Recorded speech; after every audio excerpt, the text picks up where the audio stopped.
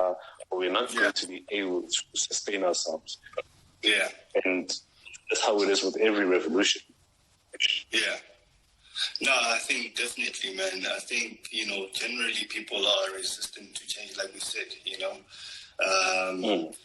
Things seem like a threat when they are unknown. So when you start looking at it that way, you kind of reluctant to take an interest into those things. So, but generally, I think when you start, just embracing some of those changes that are happening, they can find the value in those things. So definitely, man, Yeah, and I think, the biggest one that we can all relate to in a real level, like social media. Social media is the biggest thing right now in terms of technology. I mean, and just to put it out there, social media is technology, and it has forced a lot of businesses to think different, to operate different, and it even really forces businesses to compete different. You can't use the same approaches as you used to. And technology, social media, it's a business now. It's not just a way of communication. It's a business. Yeah, no, I agree with you there.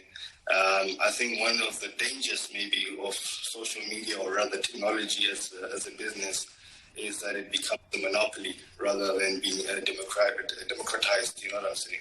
So I think, we need to find ways in which people have access to these technologies.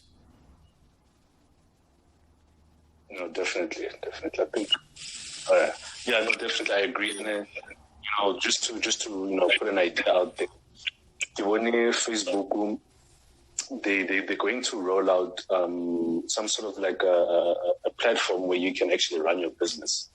Yeah. So, and it uses augmented reality, and augmented reality is so for example, if you run a clothing store or a clothing line, you open a store on Facebook, and then you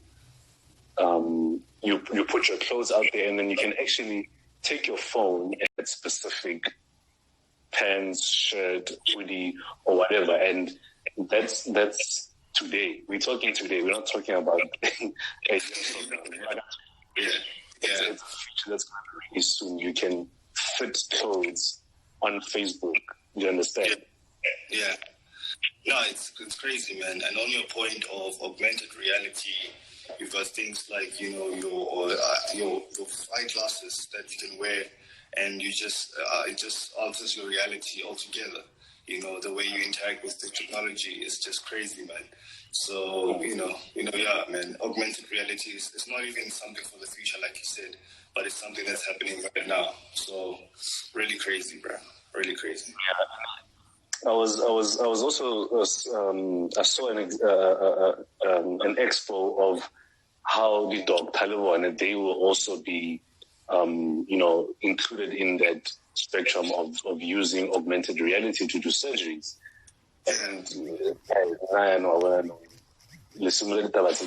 because these doctors almost South Africa, I get trusted being like such technology, because you find yourself, you go to the doctor and you're going for a small operation. How when you wake up,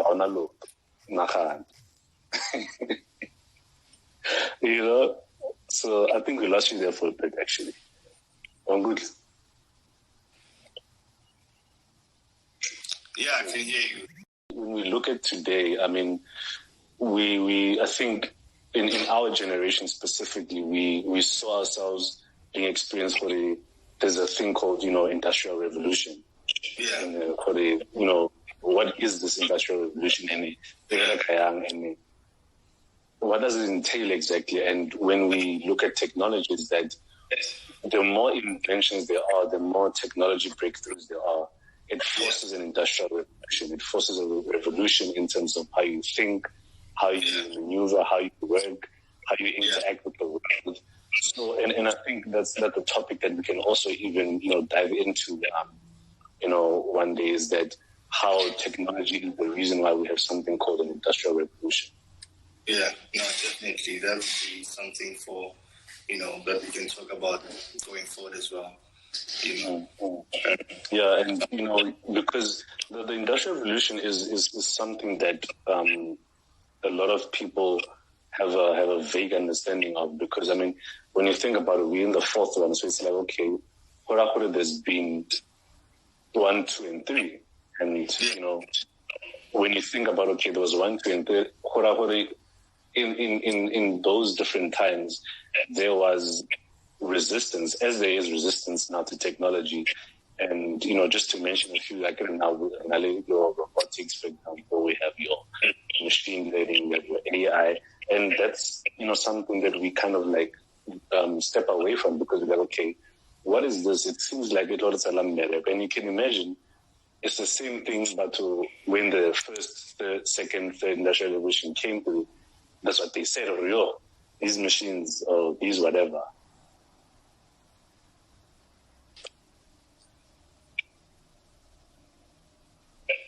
Yeah. The network is a bit bad, eh? Did you hear me? Yeah, I got water now. Just repeat what you said quickly. Oh, so I was, with the fourth industrial revolution, as we know, there was the first, second, and third. And you can imagine right now in our current lives. I mean, when we think about the future, we start looking at things like, and actually not even the future, because implementation started around it. It's called autonomous picking, where at farms they use machines to actually pick fruit. But obviously the thing about it is that it happens at such a fast rate that it makes your typical day-to-day worker not important. And for me, that's also like very current, but also very futuristic, because at a mass scale, it's still in small bits, but it's something to really be aware of. Yeah, and touching on agriculture as well, you've got things like your IoT that enables you to look at things like your soil moisture to see when the crop can be planted. You know what I'm saying? And send it to your soil. There's sensors that are planted within the crop. And with those sensors, you would send signals out to say, this is what the temperature is looking like. This is what the weather might look like for a specific day. So, decisions can be made based on those signals that are being sent all around using these IoT devices. So it's really incredible what technology can do. Yeah, I mean, I'm glad we really got into the history of technology and where technology is currently today, and we can expect to see it go. I can imagine for it's like this reality is really hard to swallow and hard to accept. But harana choice ke selo se leng gore re tshwanetse gore re se accept, and we need to deal with it, and we need to find our space and our place within this change, Yeah, no, definitely. And I think the only way is to educate yourself around these technologies that are taking place. That we're in a revolution as we are now. It wouldn't have been right for us to just close off this conversation without touching on what we've been hearing about, the killing of women in our country and so forth. It was not the plan, but I just felt like we might as well just have a conversation around it in this platform. What do you think, man? How do you feel about everything? Yeah, no, I think generally it's a sad situation. Our country is, in a very bad place at the moment. Our women are dying, and they're fearful. They're fearful of us. They're fearful of their safety, and I think we really need to do better as men to educate ourselves, to improve, our mental states, to improve, what masculinity really means. You know what I'm saying? So we really need to improve. I think we really need to improve. Yeah, I think for me, the what I worry about the most is how killing has just become so simple, or as a way out, as an option. You know, I get like, why has that become such an easy way out, and why has it become so normal? And what is the problem exactly? Because I'm starting to feel like that we have mental problems. You know, we have serious mental problems, and as a nation, to be honest, because we've seen, you know, over the years, different, you know, types of gruesome activities happening, and it just seems to be getting worse. Yeah. I think, you know, really there's no explaining in what goes into a person's mind when he decides to take another person's life. You know, we really need to do better as a country in just improving, you know, the state of our men, you know, the way they are at the moment. It's really a sad situation to be in. And I think we just, in support of our women, you know, just not to think of too long ago, we were just, you know, there were women in the streets who were just protesting against the death of Uwe Nene, and now this happens. So, you know, just really sad, man, really sad. Yeah, I think there's a lot we need to do, and I think we're very, very far from achieving any sort of, you know, any sort of breakthrough. I think it's going to take a lot of, you know, self-introspection and, you know, dealing with a lot of personal issues that, you know, that people have, because it's not normal. It's not normal to just kill a woman, and, you know, and for it to be a way out. And whatever you're fighting about, it's not an answer, and we can't let that happen. And I just want to, you know, try and make it a norm also for us as guys to talk about it and to really try to find solutions, because the conversations happen obviously when the conversation is still hot, but you know what happens when the noise dies down? We forget easily. It's something we should look into and, you know, take the time to unpack. But I just wanted to also just take the time to, you know,